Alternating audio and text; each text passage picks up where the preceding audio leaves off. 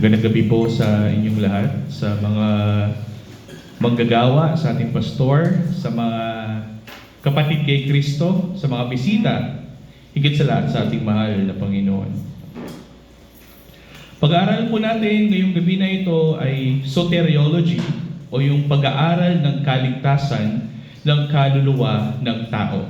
Ang topic ngayong gabi na ito, kapatid, ay ang kaligtasan ng ating mga kaluluwa. Ilang beses na nating sinabi ito sa banal na pulpito na ang tao, ang pinakamahalagang bagay na pwede niyang makuha, ang pinakamahalagang pagpapala na pwede niyang makuha sa Diyos ay isang pagpapalang espiritual na galing sa langit na ang kanyang kaluluwang patay na patuloy na gumagawa ng masama at nasa pagkaalipin ng kasalanan ay malaya at mabuhay muli sa ngalan ng ating mahal na Panginoon Kristo sa kapangyarihan ng Espiritu Santo. Hindi po ba? At itong bagay nito ay pinakamahalagang bagay sa lahat. Bakit? Anin mo ang kayamanan sa mundong ito. Anin mo lahat ng pag-aari sa mundong ito. Kung mamamatay ka, saan naman pupunta ang iyong kaluluwa kung ikaw ay wala kay Kristo? Sapagkat nasusulat sa Biblia na kung sino man ang nakay Kristo Jesus, sila lamang ang maliligtas at magkakaroon ng buhay na walang hanggan, yung tinatawag nating eternal life. No? Kaya ngayong gabi na ito, kapatid, ang pag-aaralan natin ay ang pagliligtas ng Diyos sa tao o yung tinatawag nating soteriology, the study of salvation. At ang pamagat ng ating pag-aaral ngayong kapatid ay pinamagatan kong the gift o yung kaloob o ang regalo. No? At ang mga key verse natin ngayong gabi na ito, kapatid, is Romans chapter 6, John chapter 3, John chapter 7, Acts 2, Romans 4, and Romans 11. Yun yung pag-aaralan natin. Medyo marami-rami. Okay naman kasi marami-rami pa naman ang oras. No? Gusto ko muna sabihin sa inyo na ang kaligtasan or salvation is by grace. It is a free gift. It is not based on works of the law.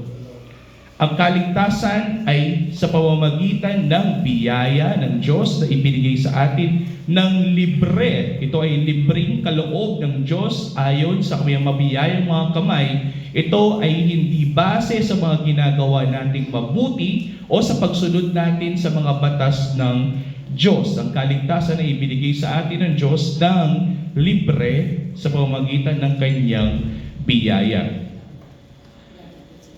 Marami mga tao, kapatid, ang mabuti sa mundong ito.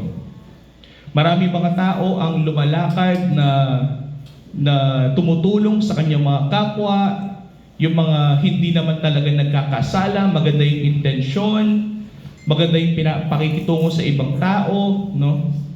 Marami ang mga mabubuting mga tao. Marami ang mga gumagawa ng mabuti. Bakit?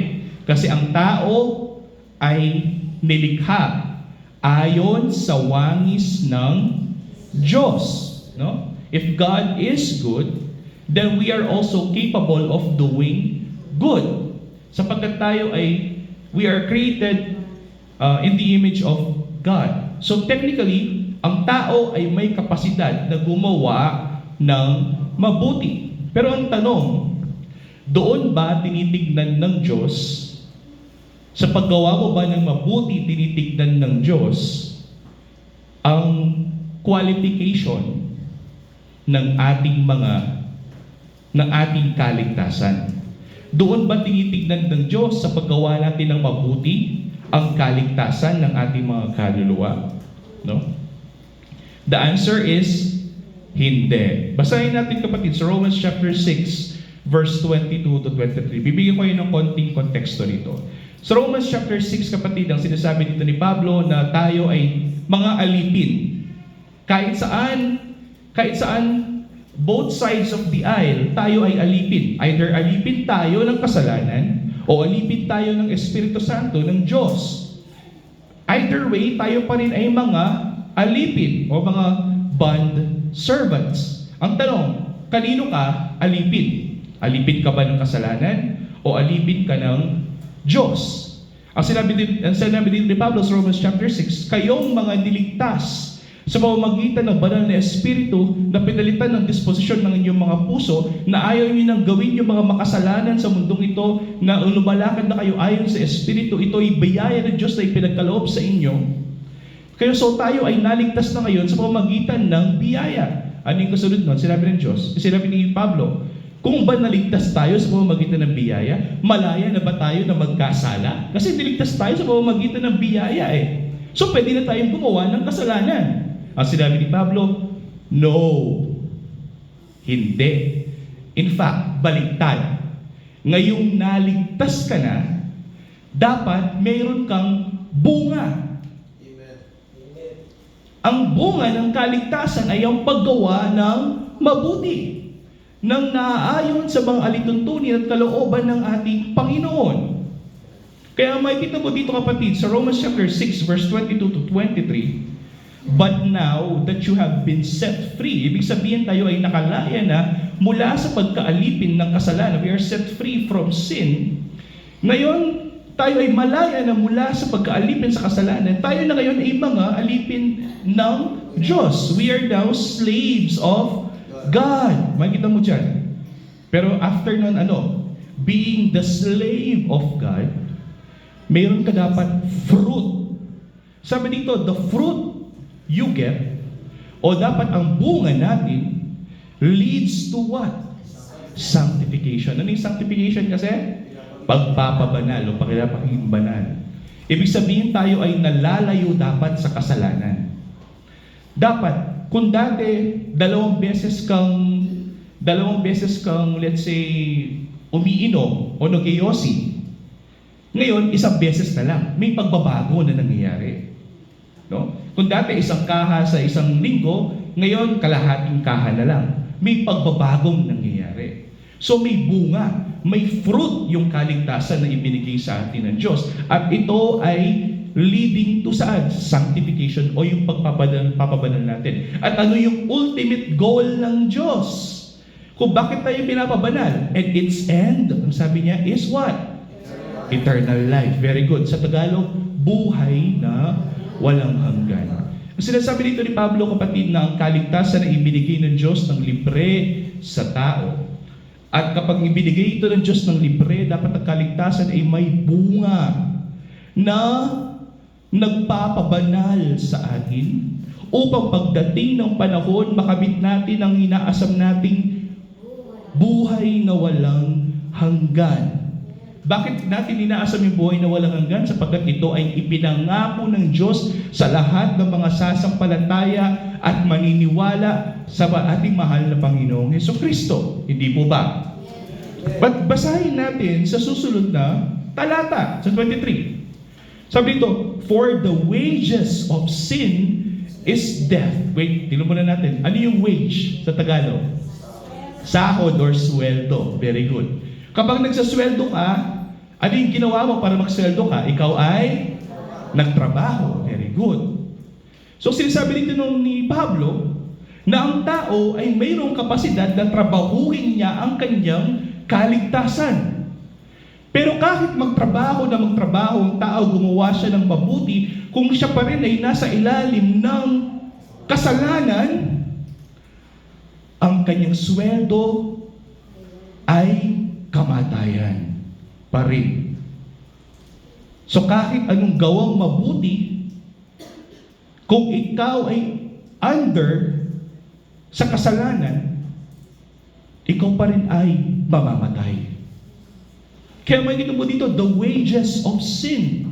Ang sweldo ng kasalanan ay kamatayan. Walang matuwid sa atin, wala kahit isa. Kahit ikaw pa yung pinakamabait na tao sa buong mundo, ang tingin pa rin sa iyo ng Diyos na banal ay makasalanan. Kaya kahit ipagtrabaho natin na naayon sa laman yung ating kaligtasan, ang kahihinatnan nito, ang sweldo natin pa rin, pagdating ng huli, ay hindi buhay na walang hanggan, kundi kamatayan. Pero ano ang kaloob ng Diyos? Ano yung good news? Ano yung gospel? Sa pagpapatuloy natin. But, sabi ni Pablo, Ngunit, the free gift of God, ang libreng kaloob ng Diyos, ang libreng regalo ng Diyos sa bawat isa ng mga anak kay Kristo ay buhay na walang hanggan. Pag sinabing libre, kapatid, ang ibig sabihin yan, ipinagtrabaho ba ng tao? Hindi. Ibinigay ito ng Diyos sa iyo kahit hindi ka karapat-dapat. Ano ang sintawag sa pagpapalang ibinibigay ng Diyos sa isang tao hindi karapat-dapat, na pinagpapala pa rin siya kahit hindi siya karapat-dapat, na binibigay pa rin sa tao ang blessing kahit hindi siya karapat-dapat? Ano yung tawag sa konsepto na yan sa Biblia? Grace o biyaya. Very good. Kapag tinutulungan pa rin tayo ng Diyos kahit hindi tayo karapat-dapat, ang tawag dyan, kapatid, ay biyaya or grace. So technically, ang biyaya ng Diyos sa mga taong pinili para kay Kristo Jesus ay kaligtasan at buhay na walang hanggan. Hindi natin kayang ipagtrabaho ang ating kaligtasan. Yun nga yung dahilan Hindi natin kaya. Kaya nga may bumaba mula sa langit upang siya yung gumawa sa mga bagay na ito na hindi natin kayang gawin. Sino siya? Ang ating mahal na Panginoong Jesucristo. Na bagamat siya ay Diyos, siya ay nagkatawang tao at tinupad niya ang kautusan para sa atin. Ngayon, kapatid, nalaman natin na ang kaligtasan pala ay hindi natin ipinapagtrabaho. Kasi maraming mga self-professed Christians, na sinasabi na sila ay Kristiyano, pero hindi nila maintindihan itong dakilang ebanghelyo ni Kristo na ito. Na hindi sila naniniwala sa perfect or finished work of Christ. Na hindi sila naniniwala sa mga nagawa ni Kristo, na para bagang hindi pa sapat yung ginawa ni Kristo para sila ay maligtas. Ngayong gabi, kapatid, tingnan natin kung bakit nasasabi ni Pablo na ang kaligtasan ay ibinigay ng Diyos sa atin ng libre. Pero tingnan muna natin kung ibig sabihin ng eternal life. Anong eternal life sa Tagalog? Buhay na walang hanggan. Ibig sabihin, isang buhay na mayroon kang consciousness na alam mo yung ginagawa mo at hindi na ito matatapos. Amen po ba? Ang sabi sa Biblia, kapatid, na kung ikaw ay na kay Kristo, mayroon kang buhay na walang hanggan. Kung babasahin natin ito sa John chapter 3 verse 16. Sabi dito, for God so loved the world. Let me translate it. For the Father so loved the world that He gave His only begotten Son. Ibig sabihin, ibinigay ng Father ang anak sa mundo para kung sino man ang maniwala sa anak, for that whosoever or whoever believes in Him, sa Son, should not perish, hindi sila mapaparusahan o magdurusa, kundi sila ay magkakaroon ng buhay na walang hanggan. So technically, lahat ng mga anak kay Kristo Jesus na siyang anak ng Diyos, sila ay magkakaroon ng buhay na walang hanggan. Yung mga naniniwala kay Kristo, sila lamang yung magkakaroon ng buhay na walang hanggan. Amen po ba? Kahit mabait ka, kahit gumagawa ka ng mabuti, pero kung wala ka kay Kristo, ikaw ay nasa ilalim ni Adan. At lahat ng mga nasa ilalim ni Adan, sila ay mapaparusahan. Ngunit sa lahat ng mga nasa ilalim ni Kristo, sila ay magkakaroon ng buhay na walang hanggan. Malinaw po ba? Romans chapter 5, before Romans chapter 6, ang sabi ni Pablo sa Romans chapter 5, si Adan, ang binigay niya sa mundo ay kasalanan. Pero si Kristo, nung siya'y dumating bilang pangalawang Adan, ang binigay niya sa atin, buhay na walang hanggan. So ano nga ba ang ibig sabihin ng eternal life? O yung buhay na walang hanggan? Ano nga ba yung prerequisite para malaman natin na ang tao ay may buhay na walang hanggan? Paano malalaman na ikaw ay niligtas ng Diyos? Basahin natin sa same book, John chapter 17 verse 1 to 4. Dito, kapatid, nangyayari is nananalangin si Kristo bago siya ipako sa krus ng Kalbaryo. Nanalangin siya bilang pinakapunong pari natin. Anyway, may mga bisita dito, i-explain ko na rin. Hindi po ba kayo nagtataka bakit walang pari sa amin?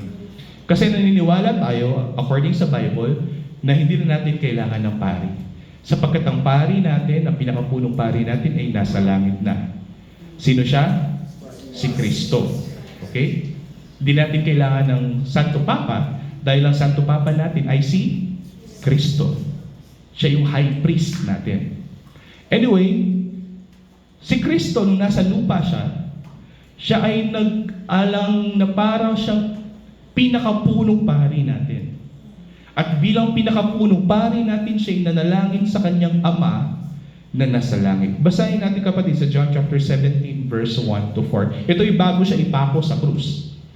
When Jesus has spoken these words, sabi niya, He lifted up His eyes to heaven and said, tumingala ang ating mahal na Panginoon sa Kristo sa langit at siya ay nanalangin. Sa kanyang panalangin, ano yung sinabi niya? Father, the hour has come. Pag sinasabing the hour has come, ano ibig sabihin nun? Malapit na ang oras na siya ay ipapako sa krus at gawin ang kalooban ng Ama na siya nagsugo sa kanya. Di ba? Lagi niya sinasabi yan. Bago siya ipako sa krus, lagi niya sinasabi, the hour has come. Ano yung unang dalangin ng ating mahal na Panginoon sa Kristo? Glorify your Son, that the Son may glorify you. Ano yung sabihin yan? Diba? Ano yung sabihin nun? Nanalangin si Yesu Kristo, tumingala sa langit at sinabi niya, Ama, luwalhatiin mo ako na iyong anak. Pag sinabing luwalhatiin, kapatid, ito ay gawin na maluwalhati si Kristo sa harapan ng Ama. Upang ang anak ay maluwalhati niya ang Ama. Again, they share the same glory. Can't you see it? The Father shares the same glory with the Son. If nag-glorify ang anak, nag-glorify din ang Ama. At kapag nag-glorify ang Ama, nag-glorify din ang anak. Paano natin malalaman yung mga bagay na yan? Through the power of the Holy Spirit, na siya nagdidikta sa atin kung ano ang katotohanan. So, nung sabi dito ni Jesus Christ, Father, the hour has come. Glorify your Son, that the Son may glorify you. So, ngayon, glorify na ng Ama ang Son. So, makikita mo dito sa next verse, ang sabi niya dito, Kristo, since, sabi niya, you have given Him. Ibig sabihin, ang Ama, binigyan niya ang anak ng ano? Otoridad sa lahat ng mga tao. Sabi niya dito, since you have given Him authority over all flesh. Pag sinabing flesh, sino yan? Tao. Very good. Na si Yesu Kristo daw, ang anak, ibinigyan na siya ng authority ng Ama na siya ang maghari sa lahat ng mga tao. At ngayon na siya ang hari ng lahat ng mga tao, sabi dito ni Yesu Kristo, kailangan siya ang maghari sa lahat ng mga tao to give them what? Eternal life. Kasi si Kristo, the glorified Son, is the only one who can give eternal life. Kaya nga kailangan i-glorify siya ng Ama sa langit. Ano kasing favorite title ni Jesus? The Son of Man. The Son of Man is what? The one who is seated at the right hand of the Father. So kapantay niya in glory ang Diyos. Kaya makikita mo sa Philippians chapter 2, bagaman siya ay Diyos at kapantay niya ang Diyos, sabi niya, hindi niya ito itinuring na isang bagay na kanyang panghawakan. Pero ngayon na malapit na siya ipako sa krus, sabi niya, Father, glorify me para ako na ang maging hari ng lahat ng mga tao na ito at bigyan ko sila ng buhay na walang hanggan. Sino yung bibigyan niya ng buhay na walang hanggan? Yung mga tao na ano? Those who were given to Him by the Father. Kung sino yung mga tao ibinigay ng Ama sa anak, sila lamang ang magkakaroon ng buhay na walang hanggan. Sa atin mababasa yan sa John chapter 6. All that the Father has given to me, yung sabi ni Kristo, will come to me, and I will raise them up on the last day, and I will give them eternal life. Inulit ito ni Kristo dito sa John chapter 17 verse 2. Since you have given him all authority over all flesh, to give eternal life to all whom you have given him.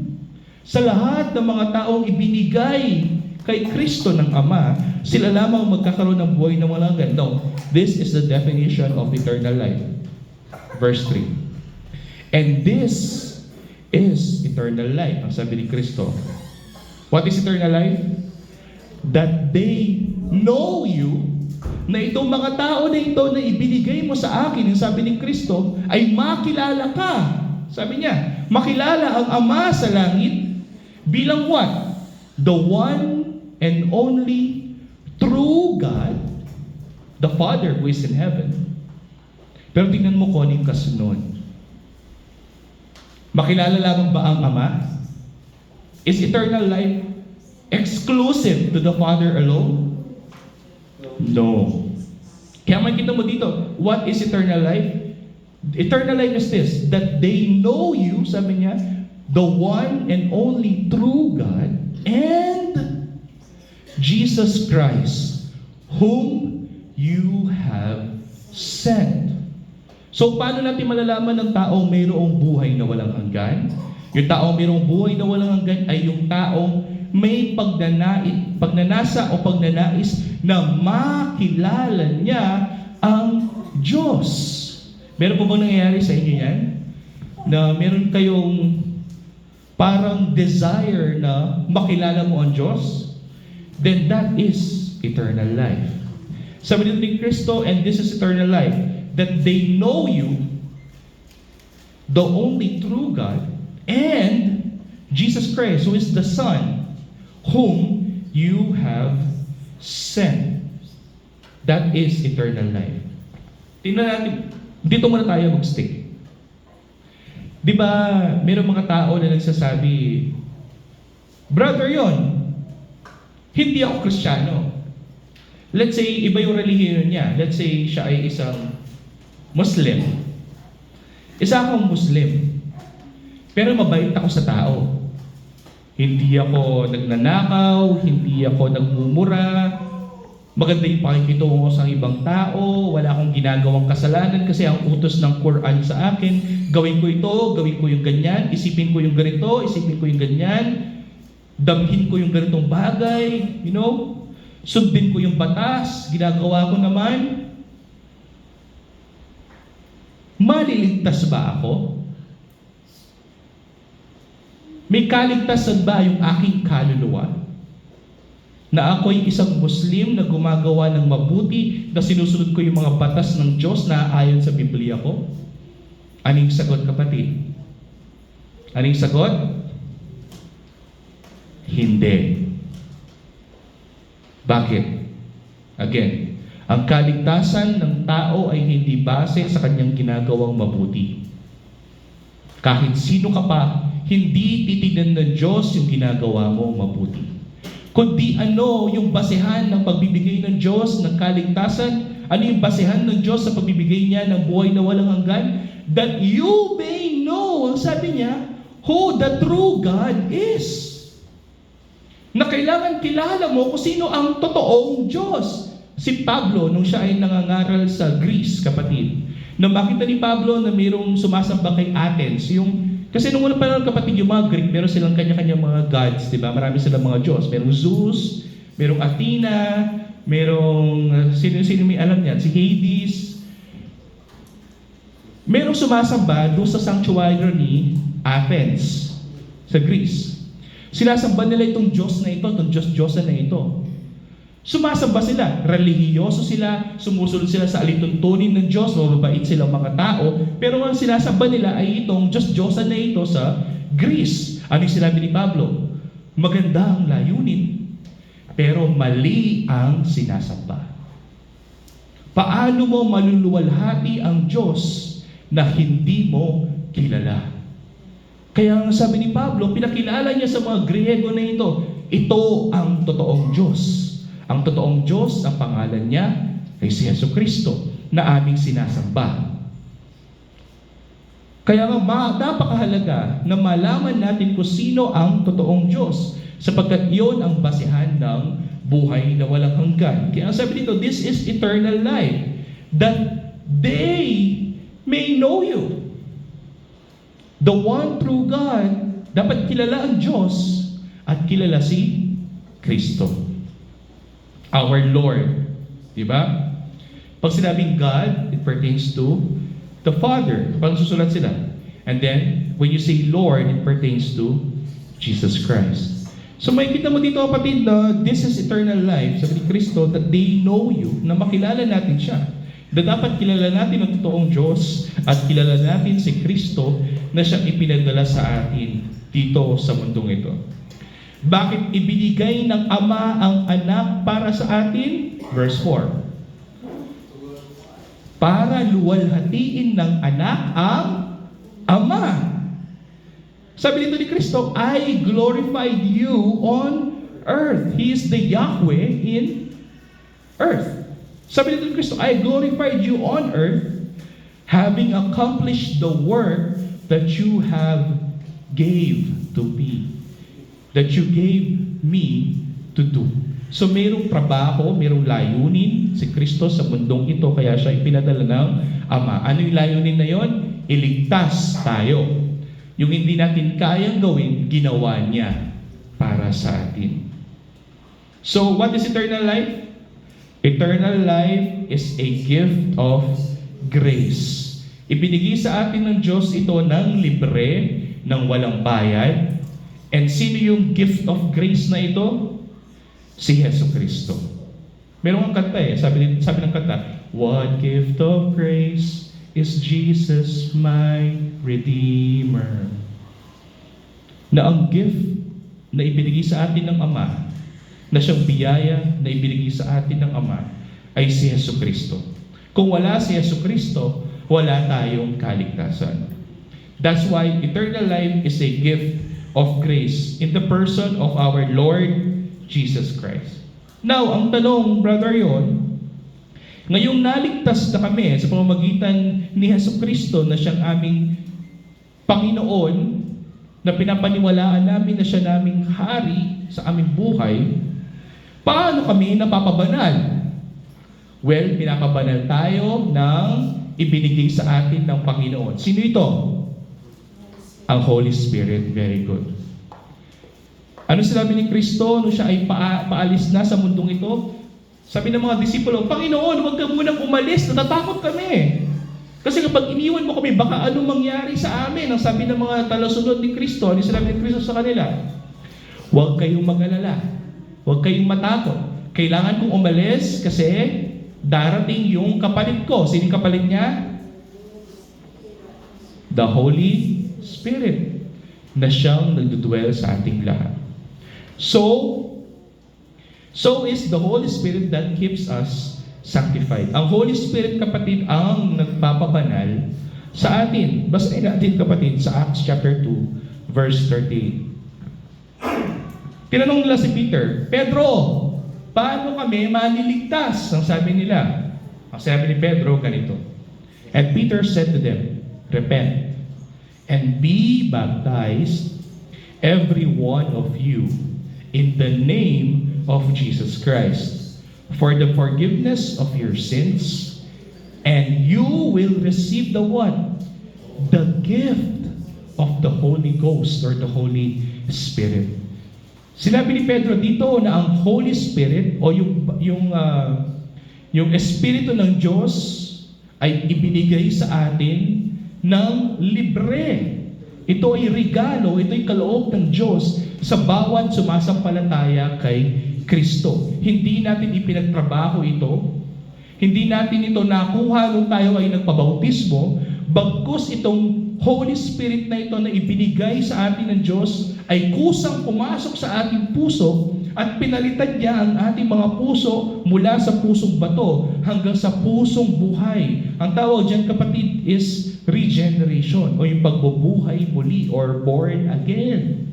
Kaya tawag sa atin na yun, no, mga born again Christians. Kasi naniniwala tayo na tayo ay binuhay muli ng Diyos mula sa ating pagkapatay sa Espiritu.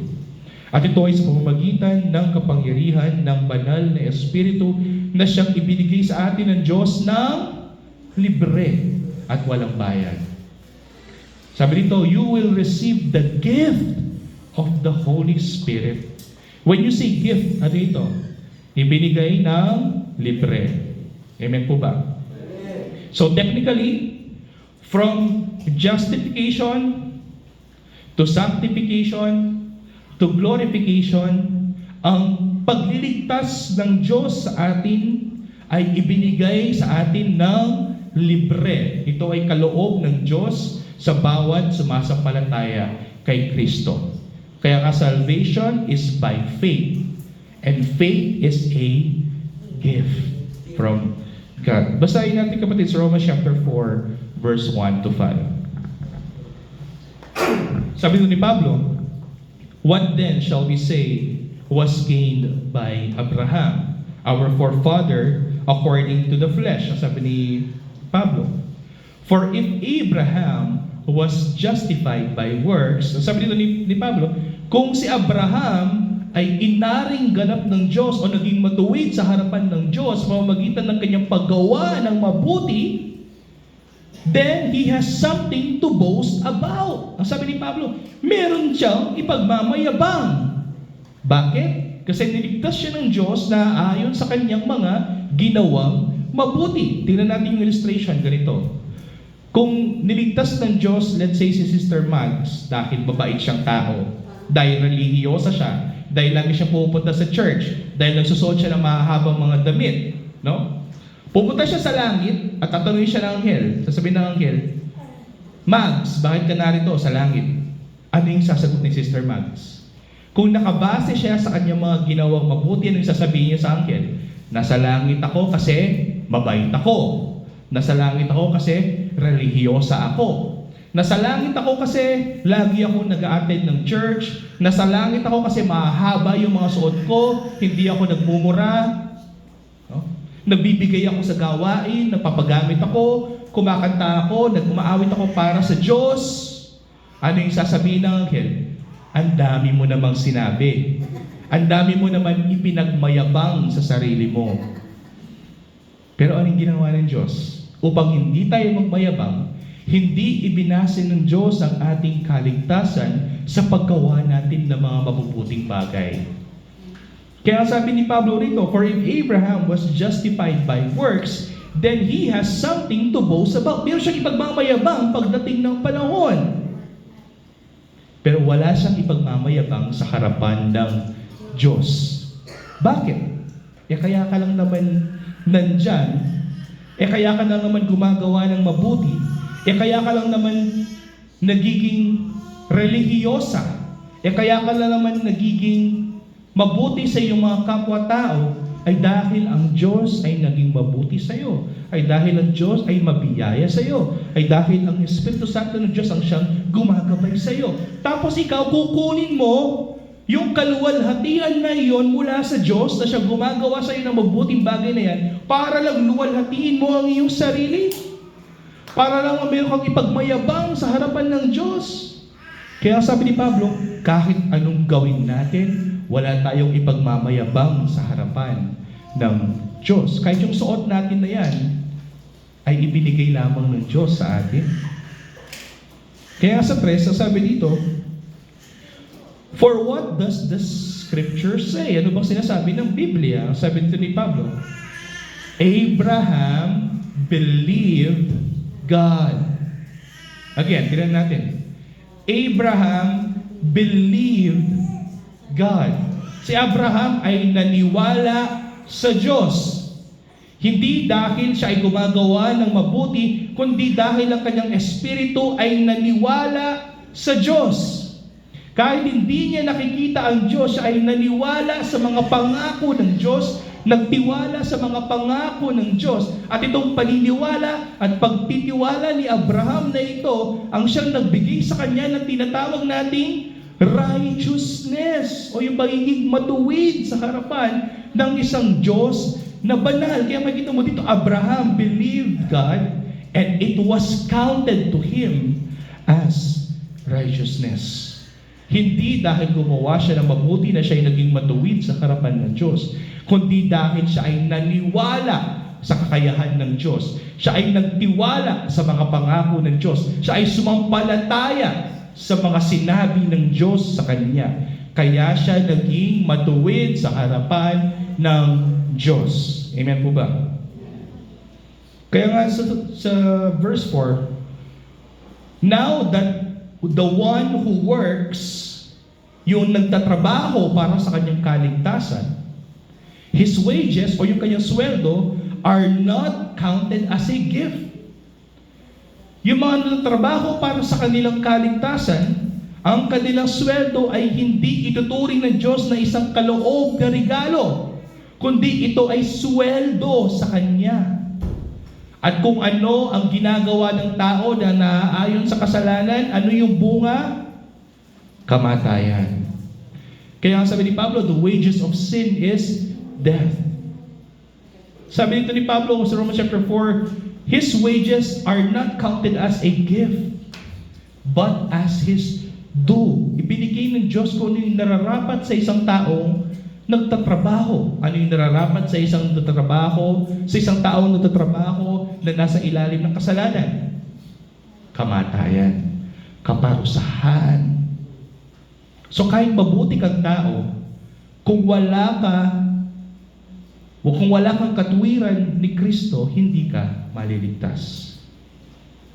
Pero ano yung sinabi ni Pablo sa 5? And to the one who does not work, sa tao na hindi ipinagtatrabaho ang kanyang kaligtasan, but believes in Him. Ngunit naniwala sa kung sino ang mag-aaring ganap sa mga makasalanang tao, his faith o yung kanyang pananampalataya is counted to him as righteousness. May kita mo dito kapatid na kung sino mang tao ang sumampalataya kay Kristo Jesus sa kanyang mga nagawa at sa kanyang mga ipinangako, sila lamang ang magiging matuwid sa harapan ng Diyos. Amen po ba? Amen. Then man is not justified by works. He is justified by what? By faith. Kaya sa Romans chapter 4 yan, di ba? Ano yung Romans chapter 5? Therefore, being justified by what? By faith. That is when we have peace with God. That is through our Lord Jesus Christ. So it is by faith in Christ, the Son, that we have the righteousness of God. And this righteousness is a gift. It is not wage. It is a gift. Freely given by God to the sinner. Amen po ba? Then faith is a gift. A free gift. Romans chapter 11 verse 5 to 6. So too, sabi ni Pablo, ang konteksto dito kapatid ay yung mga Israelita. Romans chapter 11, Romans chapter 10, and Romans chapter 11 talks about the ethnic Israel, yung sinaunang Israel. Ang sinasabi ni Pablo dito na hindi lahat ng mga Israel ay mga Israel. Ibig sabihin, hindi lahat ng mga taga-Israel ay mga pinili para sa kaligtasan. Mayroong mga Israelita na pinili para sa pagdurusa at mayroong mga Israelita na pinili para sa kaligtasan. Kaya makikita mo dito, so too, sabi niya, mga Israelita ito, at the present time, there is a remnant. Pag sinabi remnant kapatid, ito ay kakaunting mga tao. Ibig sabihin, marami yung mga tao, marami yung mga Israelita, pero konti lamang yung mga pinili.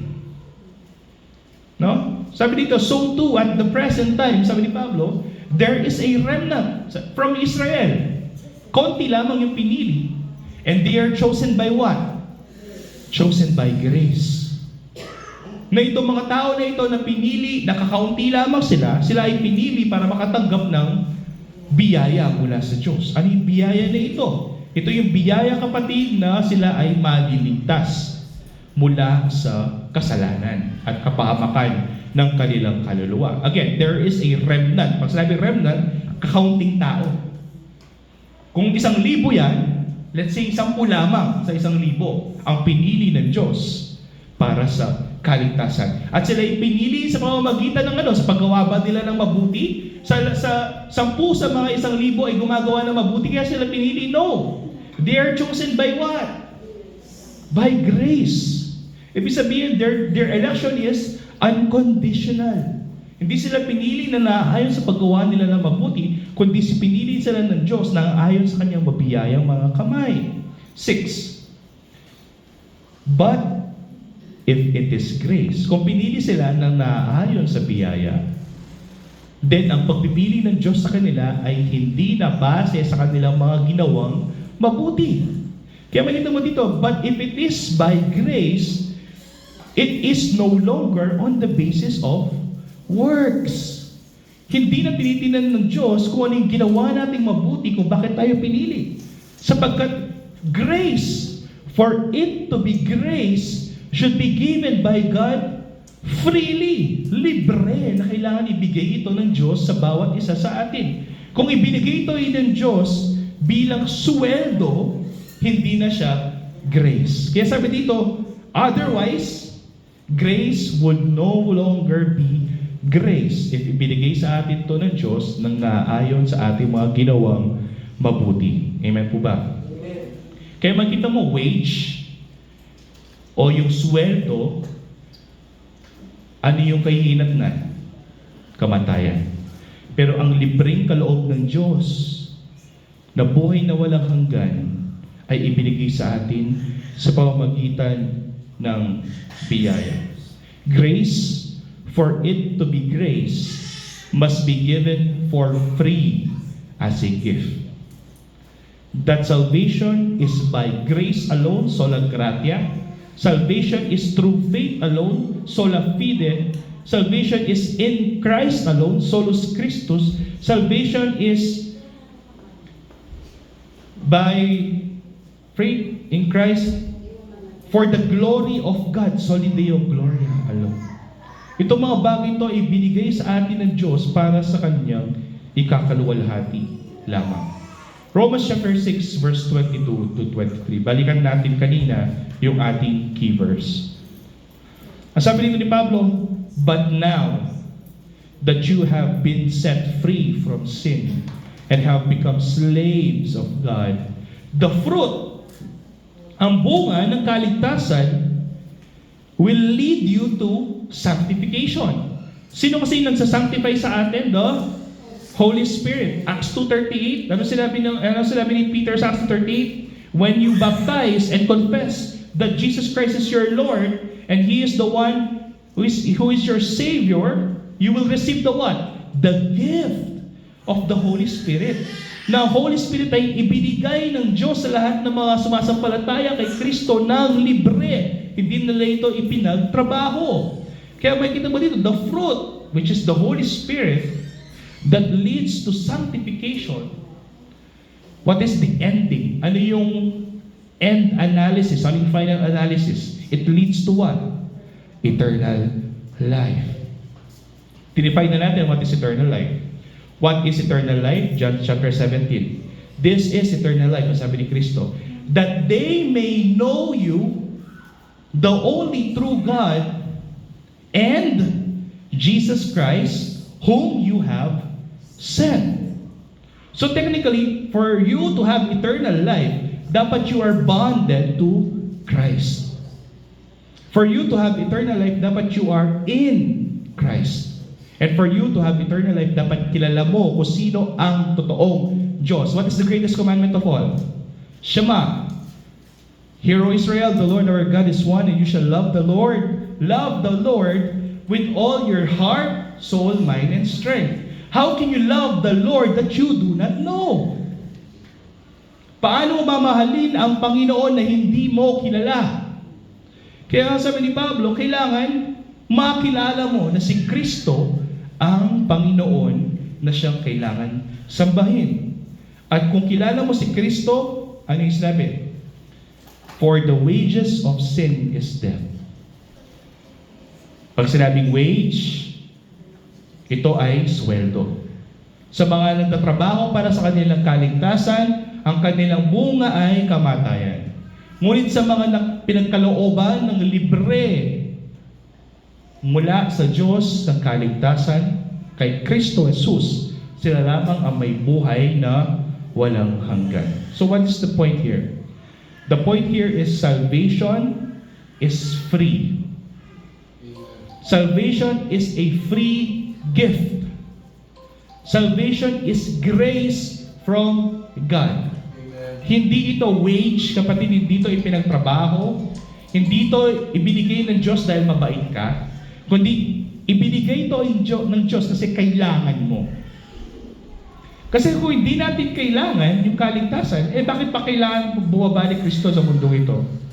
Gets mo ba natin? Nakuha mo ba natin? So, bibigyan ko ng konting ilustrasyon para maintindihan natin.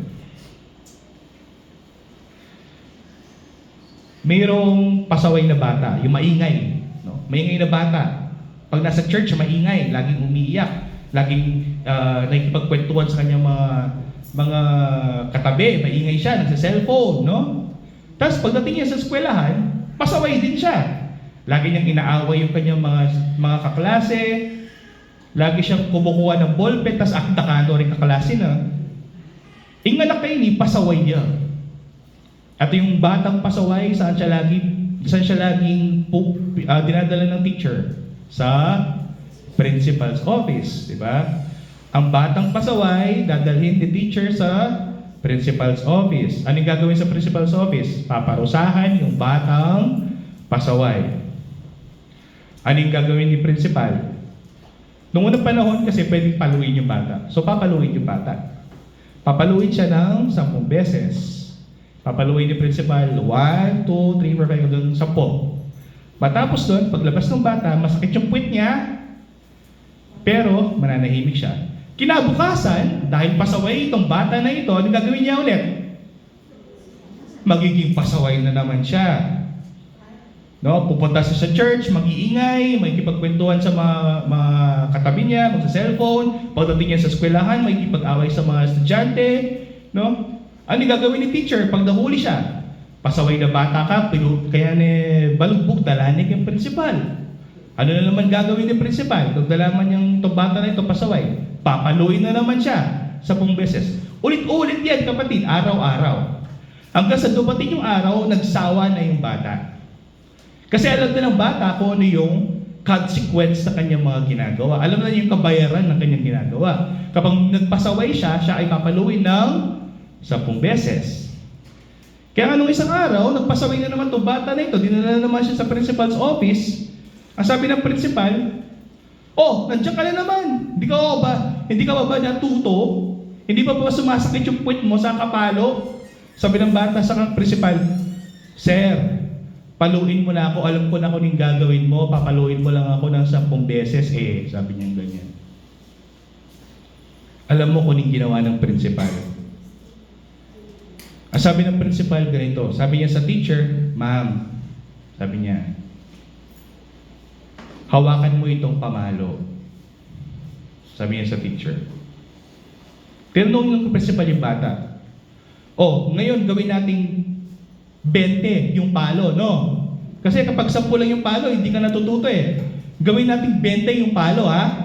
Sabi ng bata. "Sige, okay lang." Sabi, nagmamayabang yung bata eh. Kasi alam niya, natitiis na yung sakit.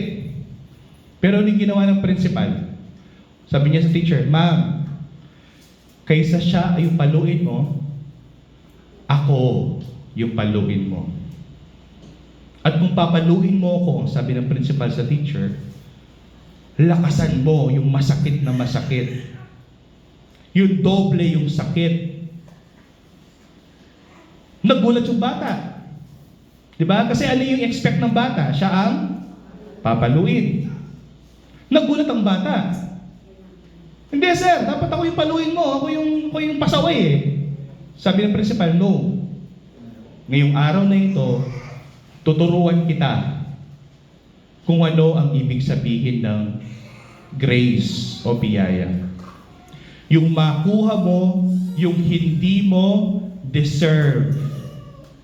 Ano yung nangyari?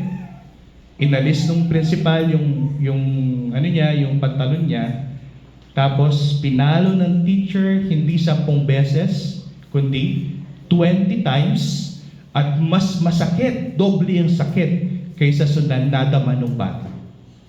Sa bawat palo ng teacher sa principal, damang-dama ng bata yung sakit. Bakit? Kasi ilang beses siyang napalo. Alam niya yung sakit. Pero sa utak niya, iniisip niya, doble ang sakit. Sa bawat palo ni teacher sa principal, naiisip ng bata, dapat ako yun. Dapat ako yung napapalo eh. Pero bakit si principal, si sir yung napapalo? Sa bawat hampas ng teacher sa puwet ni principal, alam ng bata na hindi niya deserve yung nangyayari sa kanya. Na hindi karapat-dapat na mangyari sa principal, yung kaparusahan na dapat sana sa kanya ipinatang. Alam niyo ba kung ano nangyari sa bata? Simula noon, nang makita niya ito, nang masaksihan niya ito, nang maintindihan niya ito, nagbago siya. Hindi na siya nagpasaway. Bakit? Kasi alam niya, every time na magkakasala siya, mayroong tao na mapaparusahan in his behalf. Sino ang dapat maparusahan sa oras na iyon? Ang bata. Pero sino ang naparusahan? Ang principal. Na siya dapat ang magpaparusa sa kanya. Pero siya ang pinarusahan in his place. Ladies and gentlemen, yan ang ginawa ng Diyos sa atin. Na tayo'y mga pasaway, na tayo'y mga makasalanan, na patuloy natin ginagawa yung hindi maganda sa harapan ng Diyos. May asawa ka, may mga anak ka, pero pinapabayaan mo. Mayroon kang trabaho, pero pinapabayaan mo. No? Yung buhay mo, didibaliwala mo, kinalimutan mo si Kristo, humiwalay ka sa iyong mga kaibigan, no? May problema sa buhay mo. Kung in other words, ikaw ay pasaway at nagkakasala pa rin sa harapan ng Diyos. So, ano yung karapat-dapat na makuha ng isang makasalanan? Ang maparusahan, kamukha ng bata. Pero hindi yon ang ginawa ng Diyos sa bawat isa sa atin. Kaysa dapat sana tayo ang ipinako sa krus ng Kalbaryo, na dapat sana tayo ay nandoon, damang-dama natin yung bawat latay na ibinigay ng mga Romano kay Kristo. Hindi tayo ang naparusahan, kundi sino? Ang dapat sana magpaparusa sa atin. Ang Diyos na nagkatawang tao na si Kristo. Siya ay nasa krus at siya ang naparusahan on our behalf. At ngayong maintindihan mo itong katotohanan na ito, na bawat paggawa mo ng kasalanan, ang nagbayad doon ay si Kristo. Sa bawat gawa mong kasalanan, sa bawat gawa mong masama, ang nagbayad doon ay si Kristo. Sa bawat ginagawa mong hindi maganda sa harapan ng Diyos, pataguman nito o kayag sa mga tao, ang napaparusahan ay si Kristo. Maintindihan mo lamang sana sa buhay mo na ang kaligtasan na ibinigay sa iyo ng Diyos ng libre ay huwag mo sanang di baliwalain. Nabigyan mo ito ng importansya na si Kristo ay namatay sa krus para bayaran ng iyong mga kasalanan na dapat sana ikaw ang nandoon. Pero dahil mahal ka niya at gusto ka niyang iligtas, ibinigay niya ito ng libre na hindi mo kailangan ipagtrabaho. Kaya kayong bata, nung makita niya ng naparusahan ay ang principal, na dapat sana ang principal ang magpaparusa sa kanya, nagbago siya. Hindi na siya nagpasaway. Kasi naintindihan niya kung ano ang ginawa ng principal para sa kanya. Ganon din tayo, kapatid, bilang mga Kristiyano. Tayo ay na kay Kristo dahil naiintindihan natin kung ano yung ginawa ni Kristo para sa atin. Na dahil sa kanyang biyaya, tayo ay nagkaroon ng kaligtasan. Na dahil sa kanyang biyaya, hindi tayo pinarusahan ng Ama sa langit, bagkus binigyan niya tayo ng buhay na walang hanggan. Sa pamamagitan nino? Sa pamamagitan ng mga nagawa ni Kristo para sa atin. Kaya ito yung piece of advice ko ngayong gabi na ito. Kapag binigyan ka ng regalo ng Diyos, kapag ipinagkaloob ito ng Diyos ng libre at walang bayad, hindi mo naman ito ipinagtrabaho pero ibinigay pa rin ito ng Diyos kahit hindi mo deserve, bigyan mo ng importansya. Bigyan mo ng halaga. Bakit? Kasi hindi lahat ng tao ligtas. Sabi sa Romans chapter 11, only a remnant. Kakaunti lamang ang iniligtas ng Diyos. Kasama ka doon, kapatid. Kung naiintindihan mo na dapat sana yung kapitbahay mo ang iniligtas ng Diyos, ang pinili niya, pero ikaw na narito ay nandito, ibig sabihin may layunin ng Diyos sa buhay mo, sa mga bisita. Kaya kayo narito ay hindi dahil in-invite lang kayo ni Brother Ronnie. Hindi nyo alam, deep inside, mayroong layunin ng Diyos, may calling ang Diyos sa bawat isa sa inyo ngayong gabi na ito, na nais ng Diyos na yung mga kaluluwa ay maligtas. Hindi natin alam ito, pero malalaman natin kapag nagpatuloy kayo. Bakit? Sapagkat malalaman natin kung sino ang mga anak kay Kristo sa pamamagitan ng kanilang bunga. At huwag kayong mag-alala. For the wages of sin is death, ang sabi ni Pablo. But the free gift of God na ibinigay sa atin is our Lord Jesus Christ. And through Him, we have eternal life. John chapter 1, sabi ni Juan, that Jesus Christ is grace upon grace. He is overflowing grace. He is the free gift, the gift of grace of God to every one of us. Ibinigay ng Ama ang anak para sa mga undeserving na mga tao.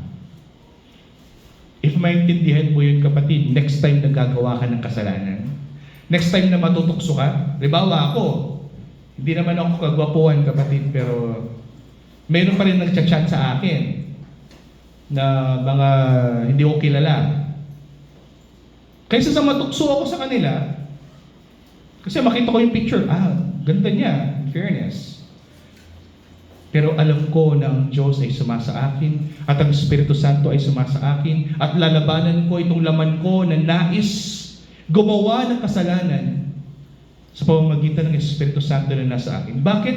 Sapagkat nalalaman ko sa aking buhay na sa tuwing may ginagawa akong kasalanan, para bagang ipinapako kong muli ang aking Panginoon sa krus, na ayaw ko nang gawin pang muli iyon sa Kanya. Yun ang nangyari sa bata. Kasi pag nagpasaway na naman ng bata, sinong mapapalo? Ang prinsipal. At ayaw na niyang damhin muli yung pakiramdam na yun. Na sana ngayong gabi na ito, huwag nating sayangin ang regalong kaloob ng Diyos, ang biyayang ibinigay sa atin, ang kaligtasan na ibinigay sa atin ng Diyos. Huwag nating sayangin. Bagkus bigyan natin ng importansya. Hindi lahat ng tao ang nakaka-receive nito. At huwag nating dibaliwalain itong mabuting balita na ito. So, gagawin natin ngayon. Praise be to God for the gift of grace, which is salvation in Christ alone.